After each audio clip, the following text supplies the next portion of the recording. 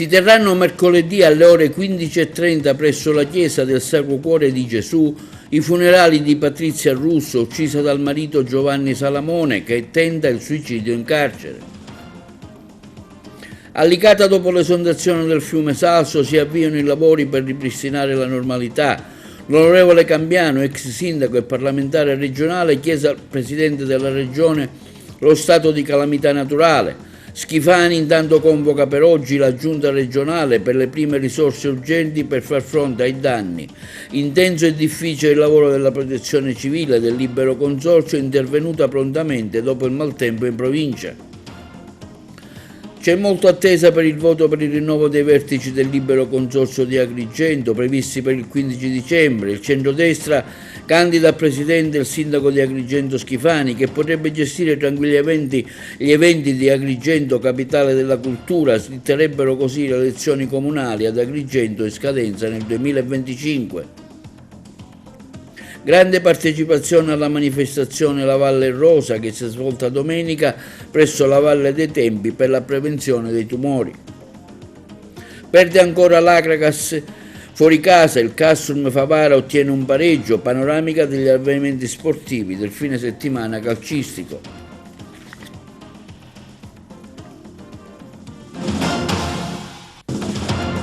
Buongiorno, benvenuti al nuovo appuntamento di oggi, lunedì 21 ottobre con TVA Notizie. Si terranno mercoledì prossimo alle 15:30 presso la chiesa Sacro Cuore di Gesù in via Madonna delle Rocche ad Agrigento i funerali di Patrizia Russo, la 53enne, uccisa a coltellate dal marito Giovanni Salamone a Solero in provincia di Alessandria, che intanto ha tentato il suicidio in carcere. Si terranno mercoledì prossimo alle 15:30 presso la chiesa Sacro Cuore di Gesù in via Madonna delle Rocche ad Agrigento i funerali di Patrizia Russo, la 53enne uccisa a coltellate dal marito Giovanni Salamone a Solero in provincia di Alessandria. Il figlio della vittima, Francesco Salamone, in occasione della veglia di preghiera svoltasi nella giornata di venerdì sera alla chiesa Badiola a San Girolamo, quartiere natio di Patrizia Russo, ha chiesto un sostegno economico esclusivamente attraverso una donazione libera su un conto corrente intestato a Francesco Salamone. Intanto, in merito alle notizie pubblicate da alcune testate anche nazionali su un probabile contributo del sindaco e della sua giunta alle spese del funerale, c'è un chiarimento che arriva attraverso i legali Buttice e Tortorici, difensori di Francesco e Giuliana Salamone, figli di Patrizia Russo, chiarendo che il sindaco e la giunta del comune non si sono fatti carico delle spese di trasferimento della salma di Patrizia né delle spese funerarie. Infatti lo stesso primo cittadino Miccichè, in una nota stampa inviata, ci ha confermato di non avere mai assunto questa determinazione nella sua qualità, ma di voler supportare la famiglia attraverso la raccolta fondi attivata dai figli. Il sindaco Miccichè, con profondo rammarico, informa inoltre che non potrà essere presente al funerale della signora Patrizia Russo, in quanto fuori sede per impegni istituzionali già programmati. E per la cronaca, come scrive Grandangolo, il marito della vittima, Giovanni Salamone, ha tentato il suicidio in carcere 2 giorni fa, dopo essere finito in cella, accusato di aver ucciso a coltellate la moglie che dormiva, ma gli agenti della polizia penitenziaria lo hanno bloccato e salvato. Il tentativo di togliersi la vita risale a venerdì sera, dopo che in giornata per Giovanni Salamone, di 61 anni, il fermo era stato convalidato al termine dell'interrogatorio di garanzia, assistito dall'avvocato di fiducia Gianfranco Foglino davanti al sostituto procuratore Andrea Trucano. Il femminicidio era avvenuto prima dell'alba di mercoledì nella casa di Solero in provincia di Alessandria, presa in affitto dalla coppia da circa un anno, in quanto la donna, Patrizia Russo, aveva trovato impiego come insegnante di sostegno in una scuola media della zona. I due, originari di Agrigento, avevano appena fatto ritorno da un soggiorno nella terra di origine, dove l'uomo ha un'attività agricola. In questo ambito sarebbe nato il disagio psichico che fin da subito l'uomo aveva dichiarato al legale d'ufficio Stefano D'Affonchi, legato a diverse cartelle esattoriali imputabili alla ditta di olio, frutta e verdura di Salamone che aveva qui in Sicilia, per una cifra in fase di ricostruzione. aveva spiegato l'avvocato. Venerdì sera, come ricostruito dall'OSAP, il detenuto, approfittando dell'assenza del compagno di cella per la doccia, con un cappio rudimentale ricavato dalle lenzuola, ha tentato di togliersi la vita nella casa circondariale Cantiello e Gaeta di Alessandria. L'ha salvato l'immediato intervento dei Baschi Blu. Dopo il nubifragio avvenuto nel fine settimana a Licata con l'esondazione del fiume Salso, si inizia a ritornare alla normalità, ma ci vorranno giorni per ripristinare i luoghi interessati. Il servizio di Angelo Augusto. Lo strappamento del fiume Salso sta mettendo a dura prova Licata. Ormai da 3 giorni volontari, amministrazione comunale, protezione civile e anche tanti cittadini, oltre ad alcune imprese locali, stanno lavorando per spalare il fango. Ci sono zone della città come la via Umberto II, il quartiere africano, alcuni tratti del centro storico dove l'intervento di pulizia è stato massiccio, dura ormai da 3 giorni, ma c'è ancora del fango. Nessuno però sta lesinando energie e dalle prossime ore si inizierà a fare il conto dei danni, soprattutto per quanto riguarda la piana di Licata, la vastissima area coltivata soprattutto con le serre, che è la zona più colpita dall'alluvione del fiume Salso. Si cercherà di capire se della produzione, del raccolto attuale si può salvare qualcosa o se è tutto perduto. Con insistenza si parla, ed è scontato, della possibilità di ottenere da Regione e Stato lo stato di calamità naturale, perché i danni potrebbero davvero essere molto ingenti. In ogni caso, qui nessuno vuole farsi da parte, nessuno vuole mollare. La città si sta rimboccando le maniche nel tentativo di ricominciare un'esistenza normale.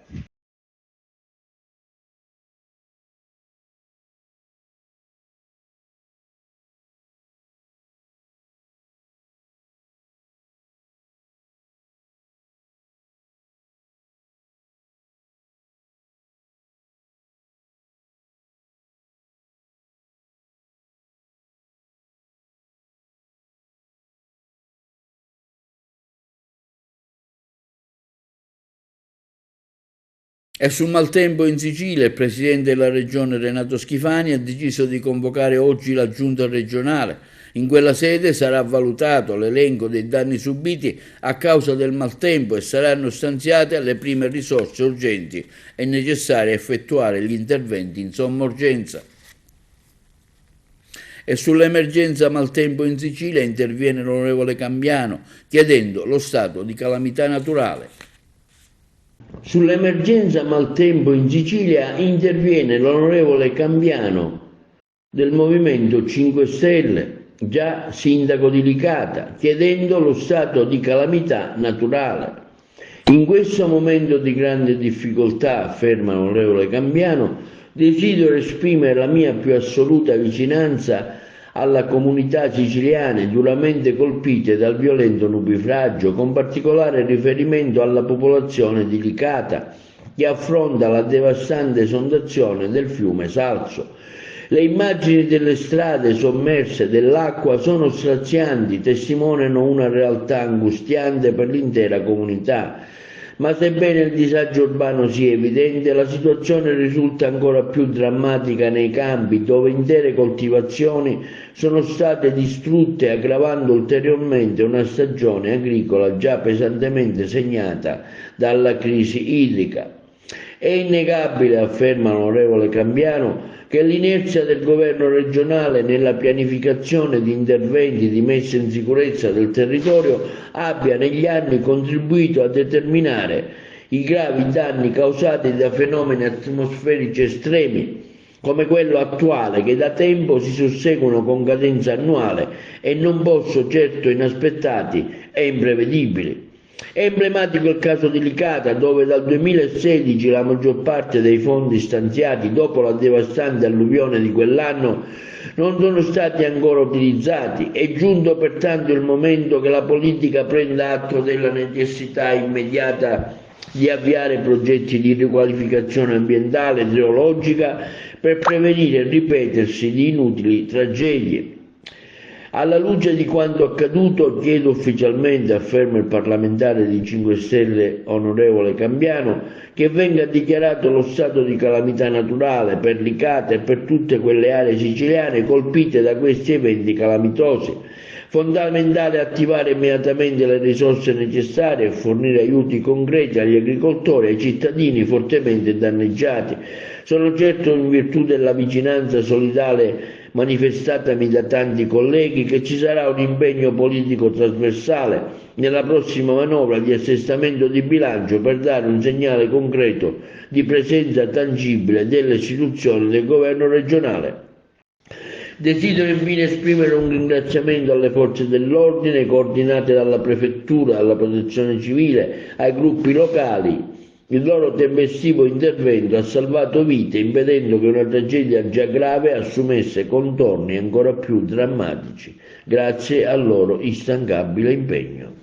Non potrà normalizzarsi presto la situazione determinatasi a Licata a causa del maltempo e della conseguente esondazione del fiume Salso. È tornato a splendere il sole, ma si continua a spalare fango e si andrà avanti così per almeno un paio di giorni. La foce nel momento della piena è arrivata a circa 8 metri di altezza e adesso si è abbassata a 2 rientrando nel letto.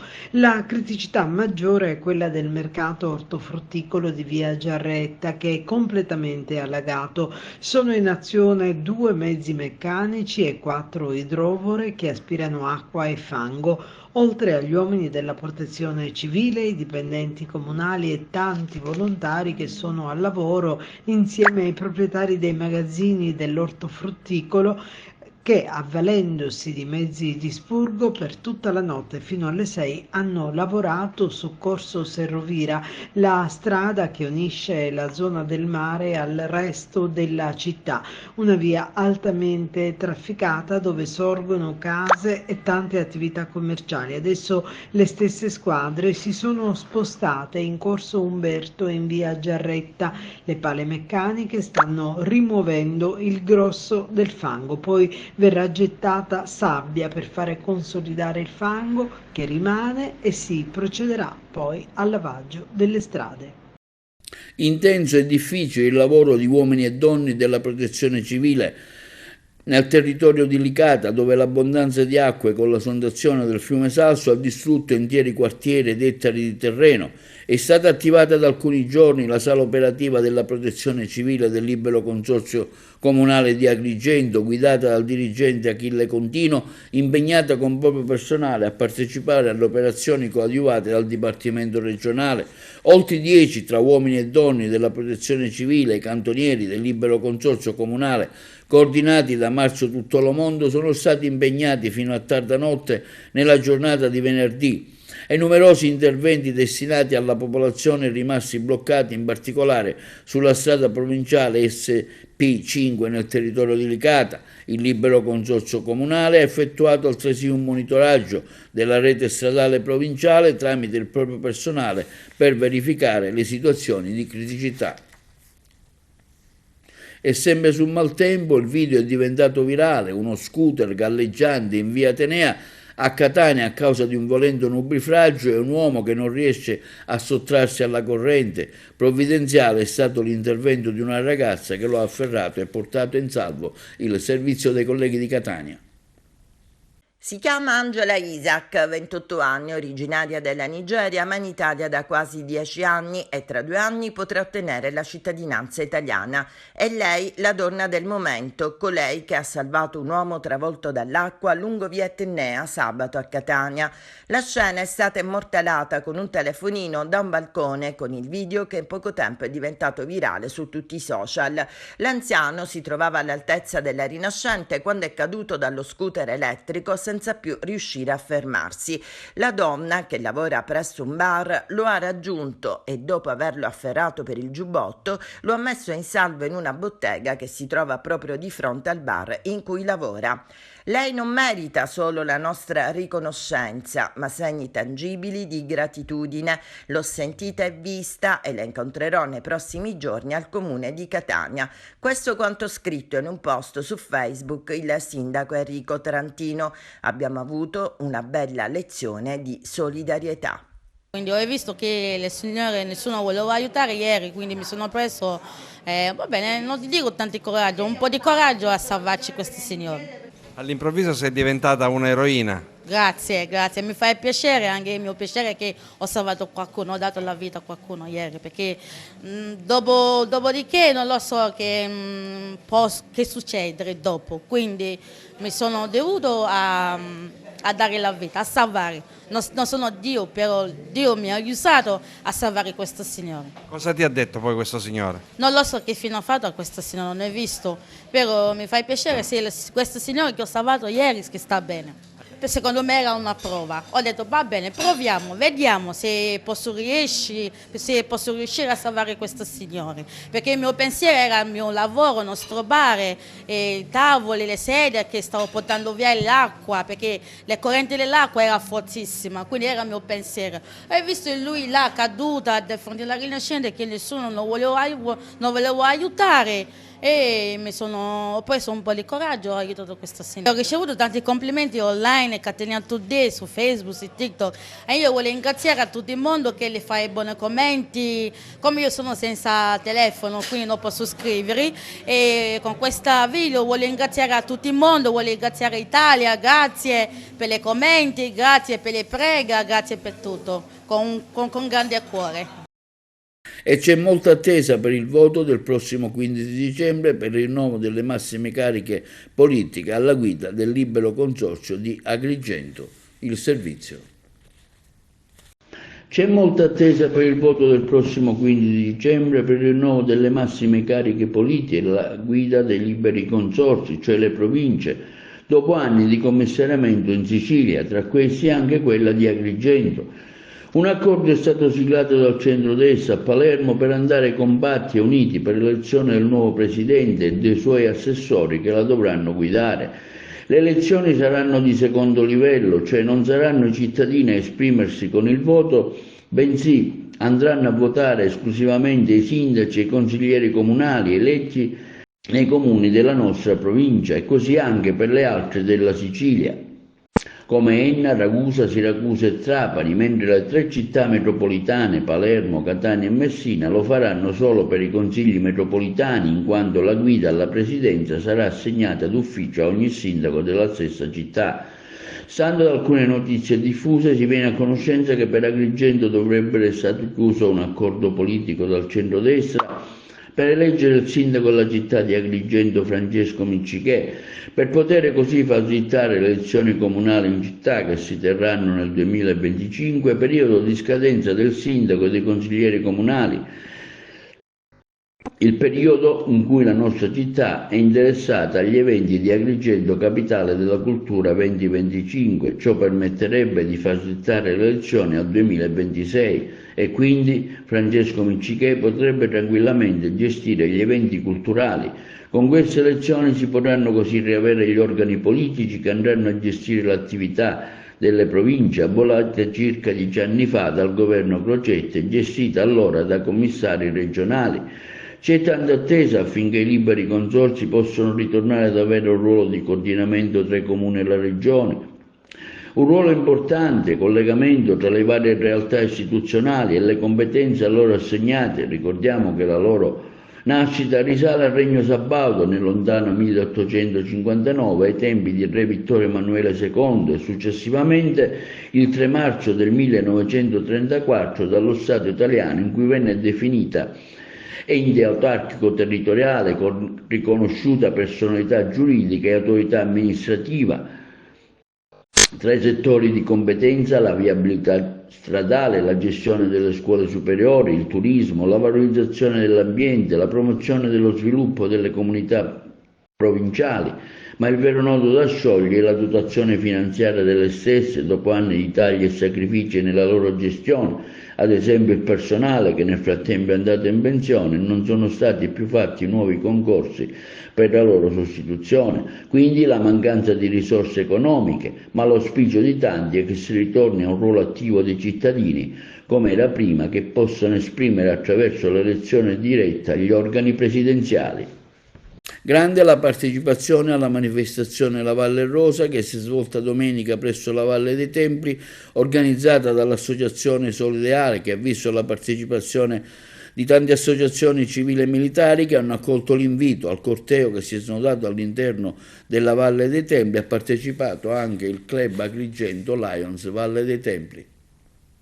Grande la partecipazione alla manifestazione La Valle Rosa che si è svolta ieri domenica presso la Valle dei Templi, organizzata dall'Associazione Solideali. Tante le associazioni che hanno accolto l'invito al corteo che si è snodato all'interno dei templi, con partenza dal Tempio di Giunone, poi quello della Concordia e infine quello di Ercole, con addosso una maglietta rosa al fine di mostrare il proprio supporto alla stessa. Tra queste anche una nutrita e qualificata presenza dei soci del Lions Club Agrigento Valle dei Templi con i suoi cuccioli alla loro prima esperienza. Quello che è emerso in maniera netta e particolare è l'invito fatto alle donne a effettuare i controlli preventivi necessari per bloccare l'avanzamento della malattia, in particolare al tumore alla mammella. Anche quest'anno confermiamo la camminata in rosa. L'Associazione Solidali ogni anno nel mese di ottobre per la prevenzione del tumore alla mammella organizza questa camminata in rosa per sensibilizzare le donne. Ringraziamo il Lions presente in questa manifestazione e ringraziamo per il loro sostegno. La nostra è un'associazione, si chiama Solidali e ci occupiamo dei pazienti oncologici in tutto il territorio. Abbiamo dei pulmini dove accompagniamo i pazienti oncologici presso le strutture sanitarie, abbiamo la banca della parrucca dove doniamo le parrucche gratuitamente e abbiamo anche un'altra iniziativa da poco che è Casa Cecchina, è un immobile che ci è stato concesso dal comune di San Giovanni Gemini dove ospitiamo pazienti oncologici, una sorta di casa vacanza per il loro percorso durante il percorso di terapia. Oggi siamo qui per sensibilizzare la prevenzione, invito tutte le donne a fare dei controlli. Già quando vedete che nel vostro corpo c'è qualche trasformazione, specialmente nel vostro seno, rivolgetevi al vostro medico o al centro screening per fare i dovuti esami di controllo. È un momento importante per la prevenzione. La partecipazione a questa passeggiata vuole sostanzialmente promuovere 3 momenti fondamentali nella gestione del cancro della mammella. Il primo momento è la prevenzione primaria. Noi dobbiamo cercare di porre in essere quanto necessario per evitare che questo tumore e anche gli altri tumori per la verità insorgano. E questo lo facciamo attraverso uno stile di vita corretto, attraverso l'attività fisica, attraverso un'alimentazione sana, povera di grassi saturi, evitando l'abuso di alcol, evitando di fumare. Un secondo momento molto importante è la diagnosi precoce del tumore della mammella e questo lo facciamo attraverso l'aderenza allo screening. La nostra azienda ogni 2 anni chiama le donne di età compresa tra i 50 e i 69 anni e le invita a sottoporsi gratuitamente alla mammografia. Questo ci consente di diagnosticare precocemente i tumori della mammella e la diagnosi precoce di tumore della mammella consente di guarire nel 95% dei casi, quindi quasi tutti quelli che ricevono una diagnosi precoce guariscono. Ma questo non basta perché il cancro della mammella colpisce anche le età più giovani, il 40% di questi tumori si osserva al di sotto dei 50 anni, ma anche le età più avanzate, quindi tutte le donne devono sottoporsi ai periodici controlli con le visite specialistiche, con l'ecografia e con la mammografia. E un terzo messaggio che questa giornata vuole far passare è l'importanza di fare squadra nella gestione del cancro della mammella. Il cancro della mammella è costituito da tante malattie differenti, per cui il trattamento deve essere integrato e multimodale, cioè è necessario che più specialisti che si dedicano alla gestione di questo tipo di tumore insieme facciano squadra e insieme diano il loro contributo per realizzare un percorso diagnostico-terapeutico di eccellenza. Questo è oggi possibile all'interno di quelle che si chiamano breast unit o centri specializzati di senologia. Io sono il coordinatore della breast unit dell'ospedale San Giovanni di Dio di Agrigento e all'interno della breast unit noi abbiamo figure professionali quali il chirurgo dedicato, l'oncologo dedicato, l'anatomopatologo dedicato, il radiologo dedicato, lo psicologo, l'infermiere di senologia, il radioterapista, tutte figure che insieme decidono la strategia terapeutica e prendono a braccetto la donna e la conducono alla guarigione. Sì, buongiorno e grazie intanto all'Associazione Solideali per l'invito che ha voluto fare al nostro club e alla nostra associazione. Noi siamo anche noi un'associazione di volontariato e l'obiettivo, tra i nostri obiettivi, la nostra mission c'è quella del service, quindi del servizio a chi ha bisogno e a chi si trova in difficoltà. Questo è il mese rosa e i Lions sono impegnati in tutto il mondo, noi abbiamo 1,5 milioni di soci in tutto il mondo, la nostra associazione internazionale e siamo impegnati anche noi nella prevenzione oncologica. Giusto ieri il nostro club è stato impegnato anche in un impegno di sensibilizzazione presso il comune di Realmonte.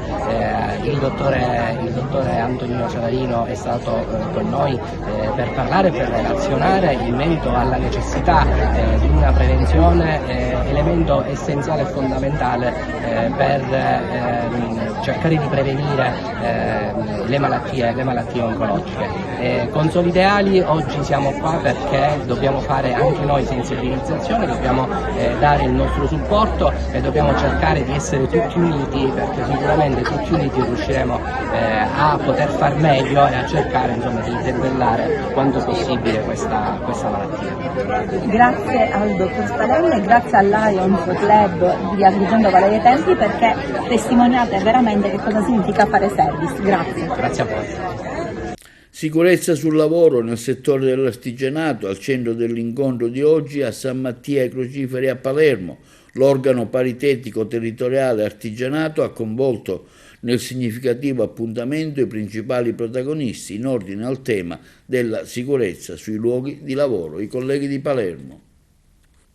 Il nostro è un progetto che parte dalle scuole e che si conclude all'interno delle imprese artigiane, dove abbiamo potuto incontrare e confrontarci grazie ai nostri RLST con circa 100 titolari e 200 lavoratori di questo settore. Sono soprattutto il comparto del legno, dell'impiantistica, quindi della metalmeccanica tutta, quindi quei settori a più alto rischio dove ci sono infortuni più rilevanti. Sono 339 i infortuni che sul territorio palermitano risultano essere di incremento rispetto al periodo che va da gennaio a giugno 2024. Quindi dati che fanno preoccupare, aumentano le morti sul lavoro, aumentano le malattie professionali, aumentano gli infortuni. Io penso che il nostro ente bilaterale che EBAS nazionalmente EBNA con le proprie articolazioni OPNA, Opera e Optas si stanno impegnando fortemente a far sì che la sicurezza siccome è un valore, per far sì che ci siano meno malattie professionali, meno mortalità nei cantieri e anche negli opifici, perché il problema è molto serio. Ecco, manca la cultura e manca la formazione. Manca la cultura, io mi permetto di dire per le esperienze nel corso degli anni noi abbiamo fatto grandi cose. Addirittura come Confederazione Nazionale dell'Artigianato ci aggiudicammo un bando mettendo in formazione 3.000 imprenditori con la 626. Oggi il decreto legge 81 è un qualcosa di grande e rilevante. Io penso che stiano facendo come Opta a Palermo un grande lavoro, debbono adesso cominciare a creare quella cultura della sicurezza anche all'interno delle scuole, stanno facendo un lavoro importante, mi auguro che questo possa determinare anche condizioni di sicurezza importanti. Sicurezza sul lavoro, cosa manca in Sicilia? Sicuramente i controlli, più controlli da parte degli organi di vigilanza, che è quello che effettivamente ancora manca in Sicilia. Più controlli significa più ispezioni, più imprese che a questo punto hanno più paura, perché ad oggi i controlli sono veramente irrisori e bassi. Linea alla regia per la pubblicità. A Tortorici, in provincia di Messina, una jeep della Forestale va giù dal viadotto, muore un operaio. I colleghi di Messina.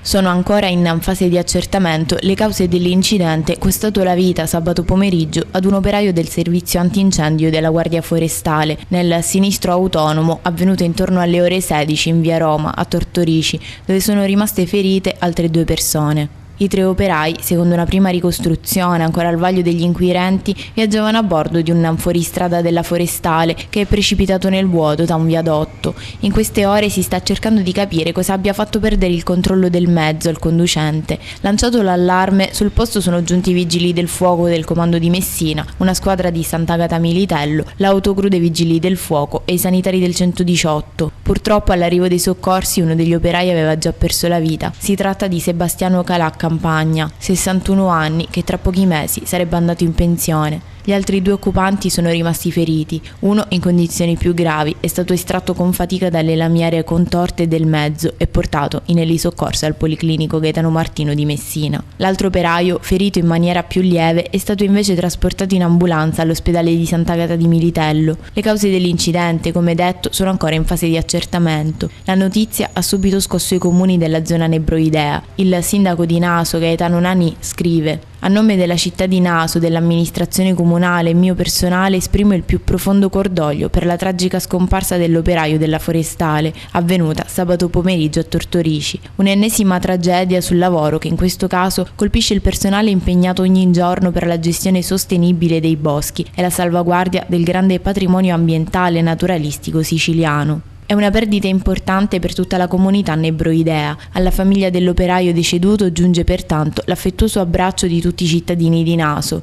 Lavorare non è e non può essere morire. Un augurio di pronta guarigione per gli altri operai rimasti feriti. Sulla morte dell'operaio forestale interviene anche il presidente della regione, Renato Schifani. Esprimo il mio profondo dolore e la più sentita vicinanza alla famiglia dell'operaio forestale che ha perso tragicamente la vita nell'incidente avvenuto a Tortorici. Ancora una volta ci troviamo di fronte a una tragedia sul lavoro che colpisce chi ogni giorno si adopera per la salvaguardia del patrimonio ambientale e naturale, spesso affrontando condizioni difficili e rischi elevati. Rivolgo un pensiero di pronta guarigione ai 2 operai rimasti feriti, auspicando che possano ristabilirsi al più presto. A loro e alle loro famiglie va il mio sostegno in questo momento di apprensione e incertezza.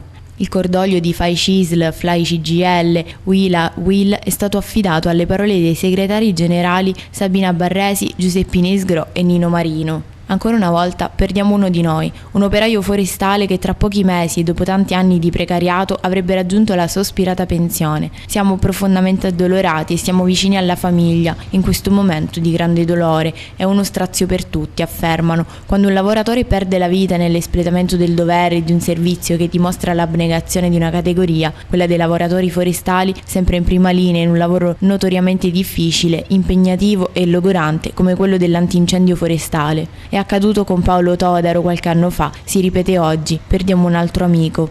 Al contempo i sindacati hanno un pensiero anche per i colleghi rimasti feriti. Le nostre preghiere sono per loro, soprattutto per il lavoratore che è ricoverato in condizioni più gravi. Auspichiamo che possano riprendersi il prima possibile. E a Castellammare del Golfo si ammaina Ve la spiego, l'edizione 2024 del polo scolastico della scuola Piersanti Mattarella e servizio da Trapani.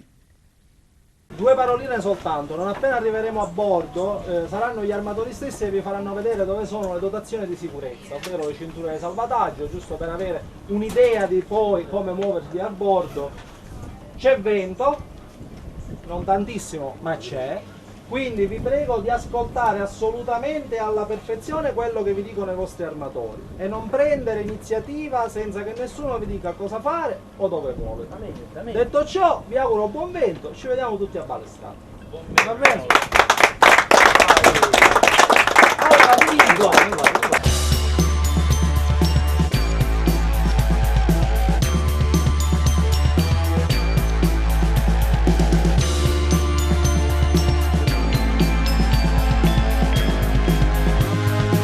Edizione meravigliosa perché siamo riusciti quest'anno a superare le avversità meteo. Abbiamo 5 meravigliose imbarcazioni a vela della Lega Navale che ci sono state concesse dai soci.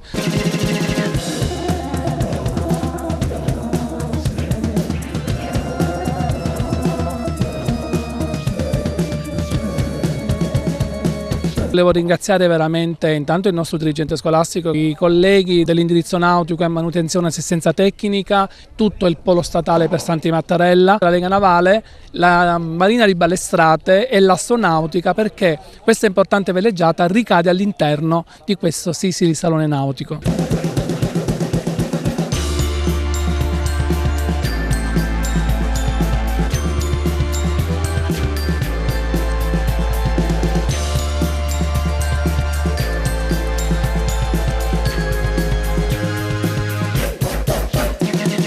All'inizio l'avevo presa alla leggera, poi mentre eravamo in navigazione ho capito veramente cosa c'è dietro una barca a vela e le difficoltà di affrontare il mare. Sono appassionato fin quando ero piccolo della nautica, quindi proprio delle imbarcazioni e del mare. E sono contento che ho scelto questo indirizzo e non me ne sono pentito fino al quinto anno.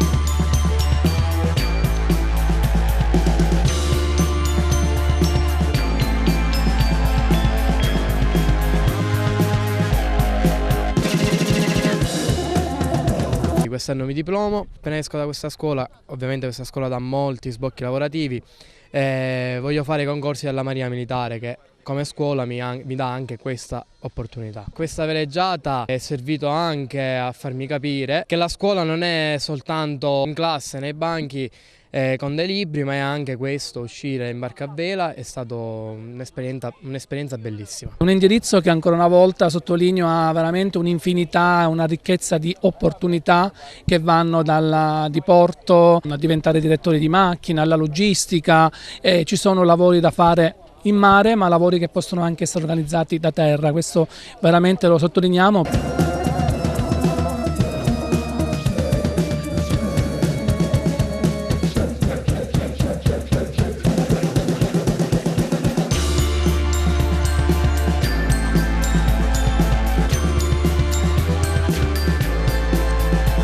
Da studente del Mattarella Dolci sono riuscito ad ottenere un posto di lavoro alla sezione della Lega Navale, di cui sono felicemente anche socio, e oggi ho avuto l'onore, siamo usciti in barca, 5 imbarcazioni con i soci della Lega Navale, con dei ragazzi fantastici, quindi un'opportunità per loro, un'opportunità per noi. Ci siamo divertiti tantissimo perché su ad Astra a comunicare condizioni meteo, andature, idee, pensieri, insomma bellissimo, un'esperienza meravigliosa. Vorrei provare proprio l'esperienza di andare a bordo. Sotto costa mi piacerebbe di più.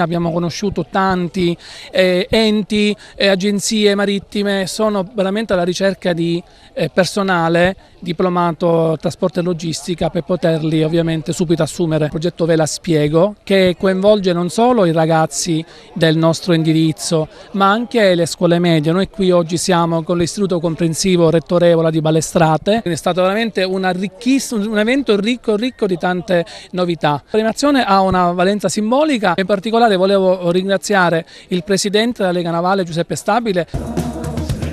Passiamo ora alle notizie sportive, ancora un'amara sconfitta per l'Agragas di Lillo Bonfatto. allenatore della squadra, che ha visto la vittoria dei padroni di casa per 2-1.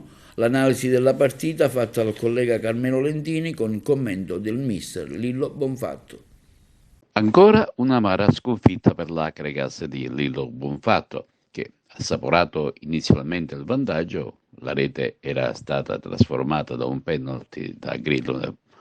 Cede di misura poi nella ripresa a causa delle solite disattenzioni difensive su palle inattive nel secondo tempo. Una pecca che la compagine dei tempi si trascina da inizio torneo. Un difetto su cui, come ha poi sottolineato il tecnico biancazzurro Bonfatto a fine gara, si sta lavorando parecchio, ma che, a quanto sembra, non si riesce ancora a risolvere del tutto il problema. Nulla da dire sulla legittima vittoria ottenuta dai padroni di casa, che hanno creduto alla conquista dell'intera posta in palio, attaccando a testa bassa e con grande determinazione. Di contro il solito Acregas manovriero, ma troppo lizioso nel momento in cui sarebbe stato necessario concludere l'azione. Subito lo fa in evidenza, bravo a superare in slalom 2 avversari e concludere con un diagonale che accarezzava il palo. Risponde a Sant'Agata con Manfrellotti, il quale si presenta in area, ma il palo gli nega la gioia del gol. Al 39esimo l'Acregas va in vantaggio. Lo fa su piede atterrato in area da Leonardi, l'arbitro indica senza esitazione il dischetto e Grillo realizza in maniera impeccabile. Nella ripresa al 53esimo i padroni di casa pareggiano. Calcio di punizione di Catalana appena fuori area, salta indisturbato il difensore Capomaggio che di testa mette all'incrocio dei pali con la difesa ospite ferma e indecisa sul da farsi. Timida risposta cragantina con Palazzolo che manda fuori di testa. La gara si fa sempre più decisa e al 73esimo ancora Catalano pennella in area ospite un calcio di punizione, testa di Brugaletta, che supera il portiere Dregan molto incerto nell'uscita. La frittata è ormai fatta e a legittimare la vittoria palermitana un gran tiro a giro dal limite al 95esimo di Catalano, che Dregan riesce a respingere in angolo.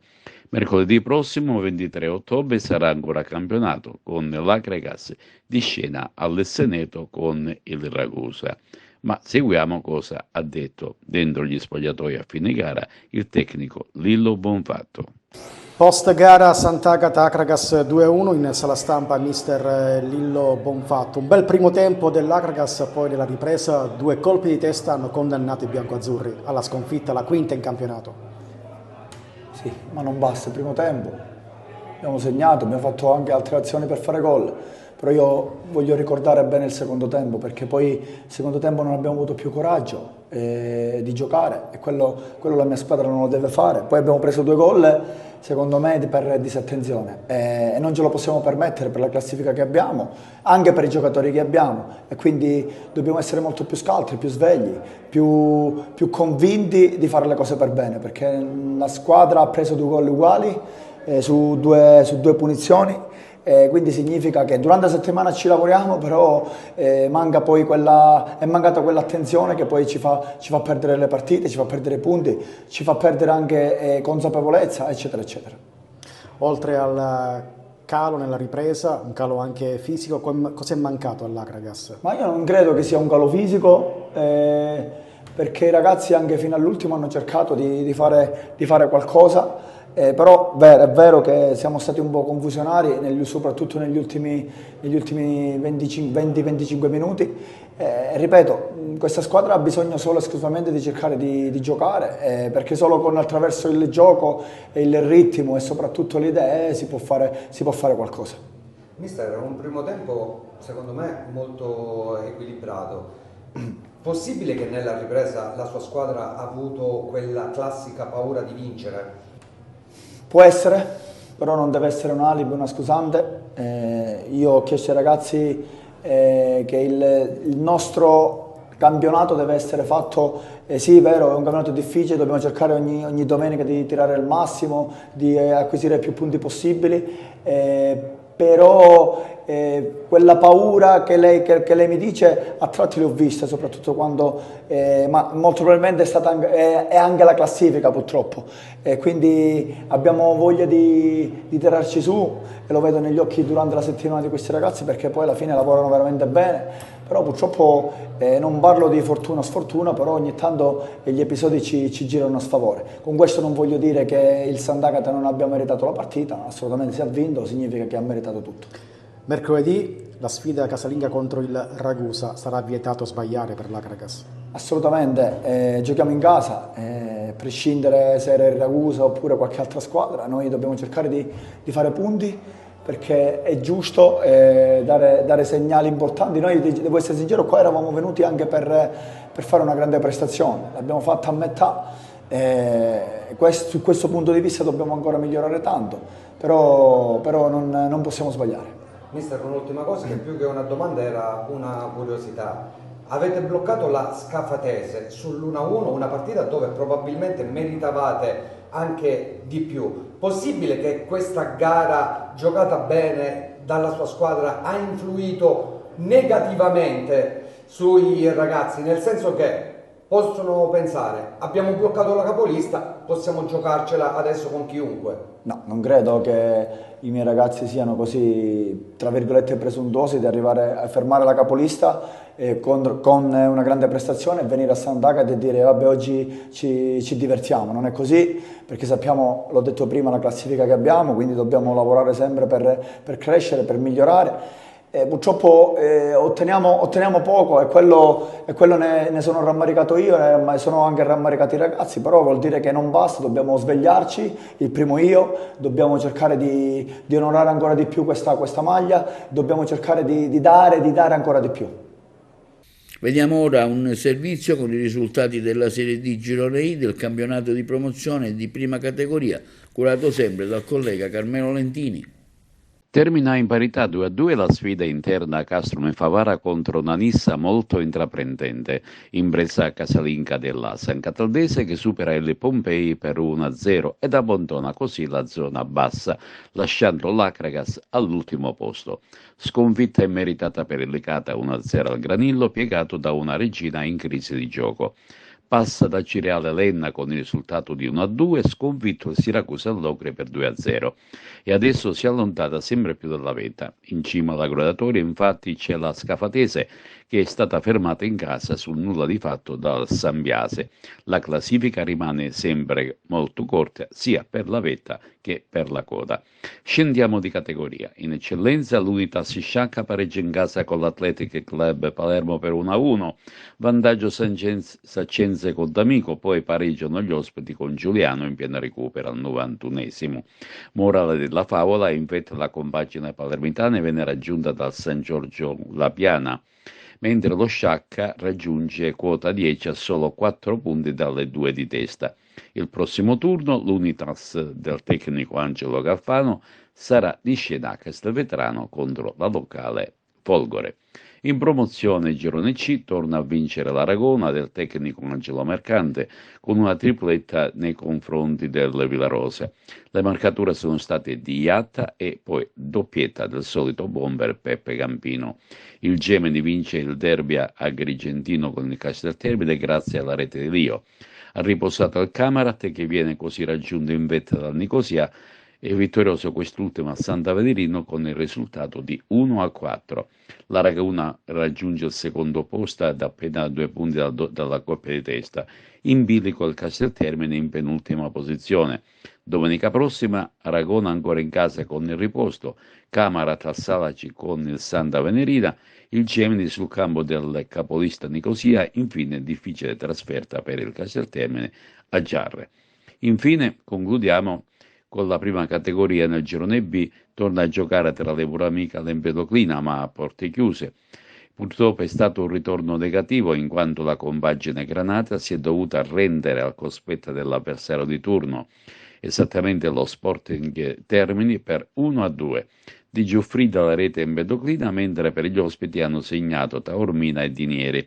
In classifica generale la squadra marinara si ritrova in ultima posizione con un punto in compagnia del Petralia Soprana. Il prossimo turno sarà trasferta nella tana della Belsitese che si trova sopra con 2 punti. Derby a suon di gol tra Castrum Favara e Nissa. 2-2 il risultato finale. L'approfondimento del collega Giuseppe Moscato. Una gara tutta in salita per la Castrum Favara che, disputando un primo tempo sicuramente al di sotto delle sue potenzialità, ha subito l'intraprendenza della Nissa e, complice qualche errore di troppo, si è trovata dopo 35 minuti al di sotto di 2 reti.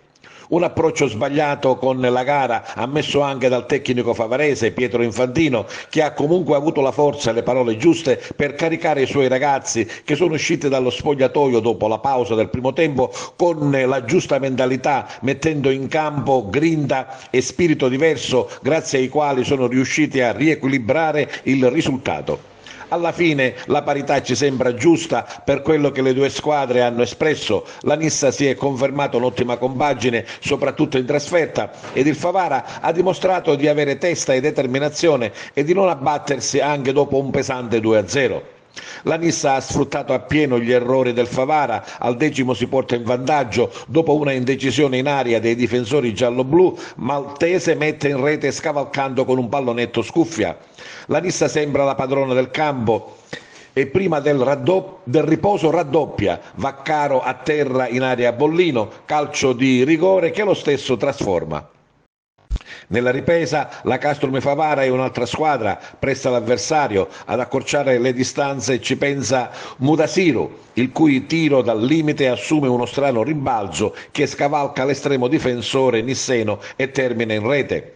Il gol infiamma la tribuna e motiva di più i ragazzi di mister Infantino, che sono anche avvantaggiati dall'espulsione al 75° di Semenzin. Il pareggio arriva con Baglione, il migliore in campo assieme a Palermo e De Minni, che all'87° su cross dalla sinistra batte Elizai per il 2-0 finale. Ma ecco le interviste.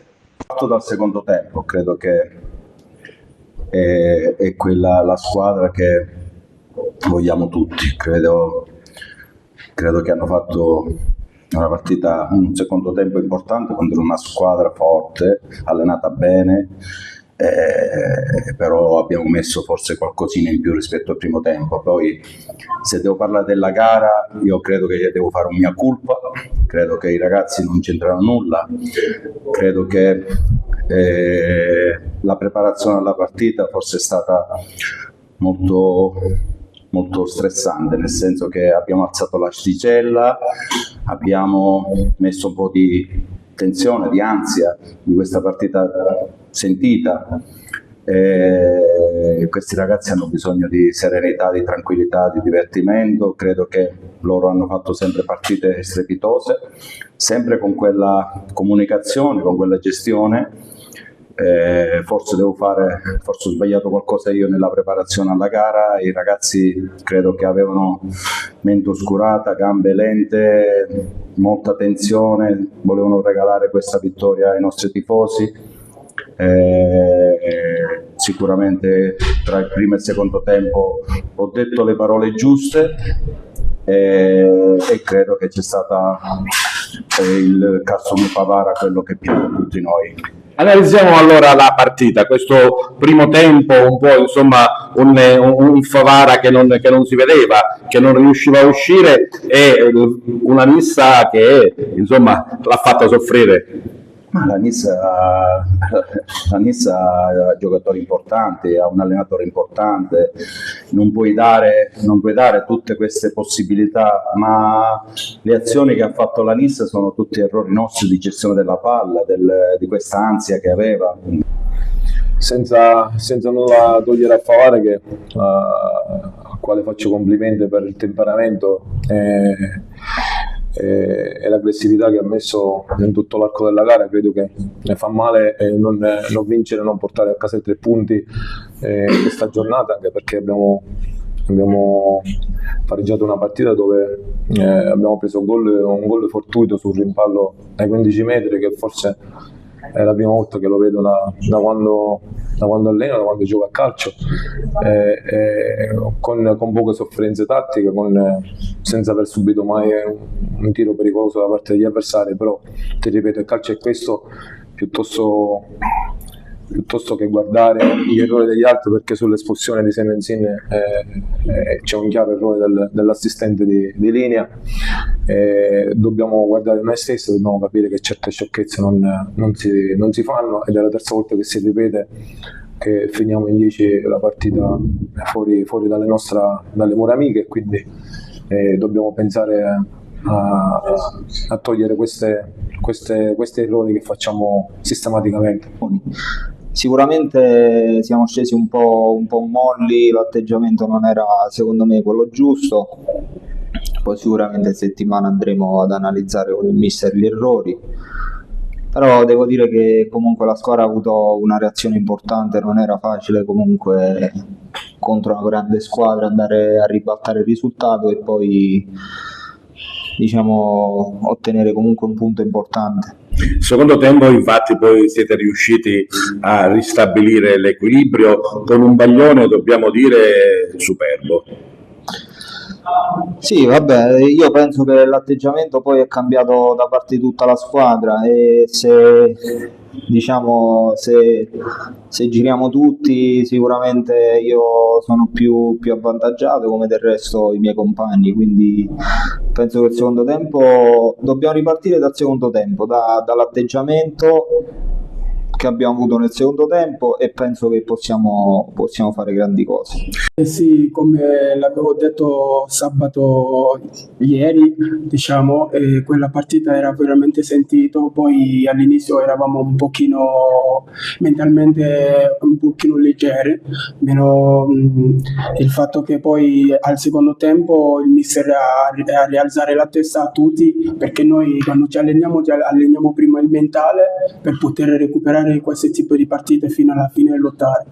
E infatti il secondo tempo da ambo le parti si è vista una partita più veloce, più giocata, con più occasioni. Sì, perché siamo entrati convinti e sapevamo che se alzavamo il livello del gioco e arrivavamo prima pure su tutti i palloni, lottavamo, potevamo riprendere la partita, e è quello che è stato.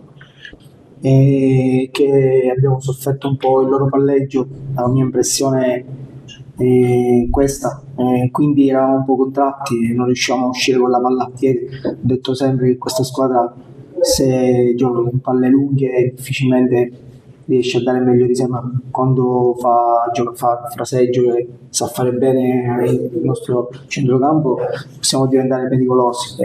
E questo è tutto per TV Notizie di oggi. Vi ricordiamo che i programmi TVA si possono vedere in tutta Italia sul canale 268 del digitale terrestre per chi ha le smart TV, in streaming sul sito www.televideoagrigento.tv e il telegiornale sul canale 93 di Video Sicilia alle 15, alle 20 e replica la mattina alle 9.